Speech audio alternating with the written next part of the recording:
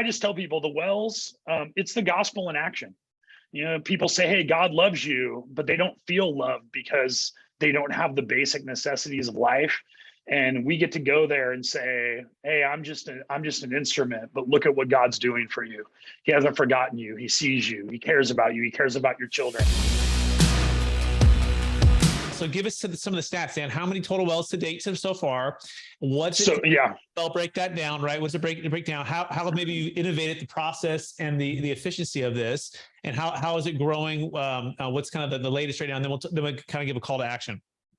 Yeah, each well probably serves about 200 families. And when I say it serves 200 families, it means they take a jerry can and they walk up to a mile to fill their jerry can up and then put it on their head and walk back. And a lot of times you'll see a kid that weighs like 40, 50 pounds, and they got this huge yellow jerry can on their head, walking it back to their home. But before this fresh water, they were drinking out of puddles on the ground. If you can imagine that. And Uganda, people think of Africa, a lot of times they think of desert, but Uganda is called the Pearl of Africa. It's very humid. It rains almost every day a little bit, and then it's like 100 and something degrees, kind of like Florida or whatever. So you get like a downpour, and then it's just blazing hot. But everything's wet from the humidity, so everything's green and beautiful. I mean, it is a beautiful place. And so you basically have all of this beauty all around, and yet people are living in squalor. I mean, I'm not even kidding. Like, branches folded next to each other and then clay smeared over it and an open fire. The first time I went to Uganda, I kept seeing all these kids with big burn marks on their chest or their back. And I was like, man, is this some kind of terrible punishment that they do in their in their community? And I found out it's because they have to make fires on the dirt floor of their huts to cook their food or to boil their waters. And so when their kids are toddlers, they're toddling around that little space, and invariable at some point they fall onto the fire. And that's what all those burn marks were. But I just share that story to say, like, you can't fathom as an American what these people need. And so when people fund this, I get to be the boots on the ground, but I always tell people, God's given us all gifts. We do it together. If you're funding it and I'm the one that goes, we are a partner. We are partners. We are a team going to make a difference. I can't do it without you. You can't do it without me, but together we can do this incredible thing. So we've done 34 wells. 4 of them are in process. 34 wells. We have a school that has close to 400 students on it. We've done women's conferences. They just had a women's conference that the church put on. I do the wells. The churches are doing these other activities, so I'm not trying to steal their glory. But there was over 2,500 women that came to this thing. It's just unbelievable, like just out into the middle of a soccer field, just thousands of people there to hear the gospel. We baptized hundreds and hundreds and hundreds of people in the Nile. A church started. The first time I was there, I preached in the local church. It was 4 sticks in the ground and a blue tarp over it. And I preached there, and now it's a double-decker church, stacked, filled with people. And so, I just tell people the wells, it's the gospel in action. People say, hey, God loves you, but they don't feel love because they don't have the basic necessities of life.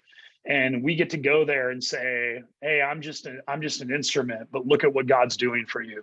He hasn't forgotten you. He sees you. He cares about you. He cares about your children.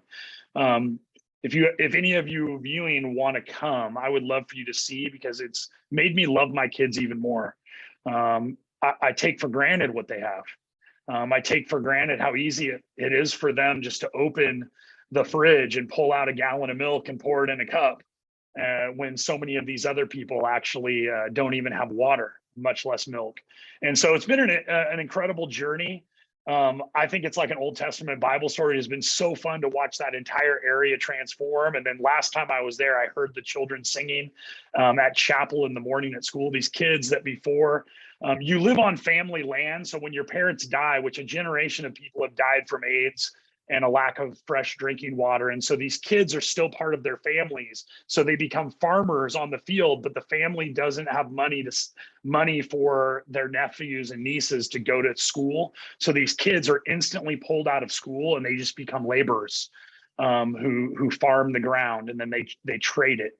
And so when we go there and we make this difference, we provide this school where a lot of these kids get an opportunity that the kids that have their parents there have, which is to go to school and get some sort of an education so they can have a better job. So the impact is varied. It impacts every aspect of their life, and it really has been an incredible journey.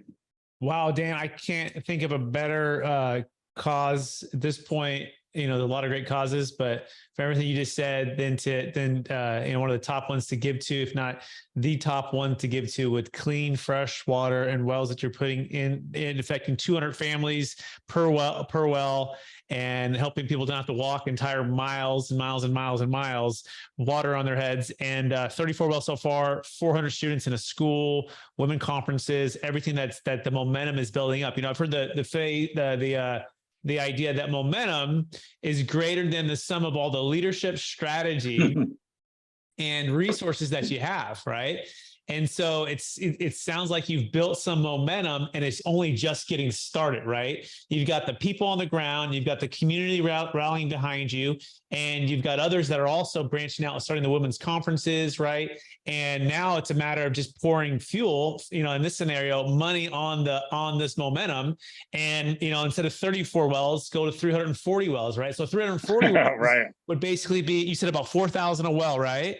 So at 4,000 times 300, that would be about $1.2 million. So $1.2 million would basically build 300 wells. Did I do the math right on that? Let me look it up. Math isn't necessarily my. Yeah, it's 300, right? Because it's 4,000 a well, right? I just did it. Yep, times 300. Yeah. Yeah.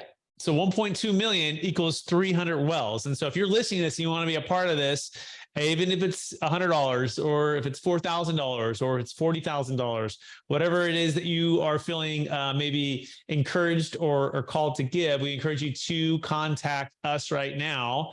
You can find me on Instagram, on Facebook, to say, hey, I saw the Water of Jesus Wells with you and Dan. Love the opportunity to give, and we can talk about how to give and also get a tax deduction on this.